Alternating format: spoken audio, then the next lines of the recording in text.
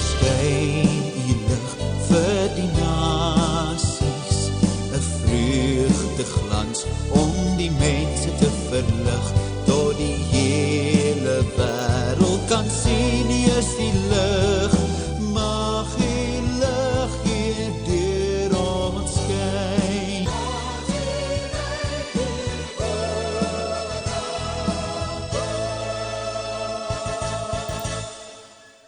Geliefdes, namens pastoor Hannes van As, Roan Lambrecht en die kerkraad van AGS Lewende Waters Valpark gemeente, word u hartlik uitgenooi na die Evangelie Expo wat deur Kaapland Evangeliese Sending Aksie aangebied word. Dit vind plaas op Vrydag aand, die 24ste Mei om 7:00. Die expo is 'n visuele uitbeelding van die saligheidsplan. Daar word gebruik gemaak van baniere en visuele hulpmiddels ter verduideliking van die evangelie. Dit is prakties, visueel, duidelik en verstaanbaar.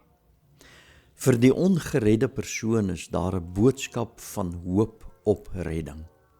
Vir die geredde persoon is dit 'n geleentheid om weer in verwondering te staan teenoor God se genade, sy liefde en barmhartigheid, as ook Christus se bereidheid om God se reddingsplan tot uitvoer te bring. Selfs die ywerige sielewenners sal ook baat vind by die expo. Hier is nou vir u 'n geleentheid om 'n vriend of 'n vriendin of dalk 'n familielid wat nog nie gered is nie, saam te nooi om saam met u die expo by te woon.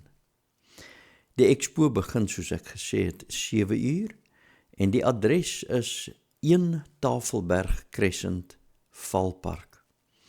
Pastoor Hannes kan gekontak word by 072 428 9969.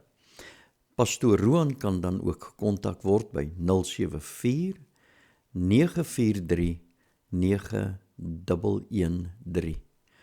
Ons sien uit daarna om u by die expo te verwelkom.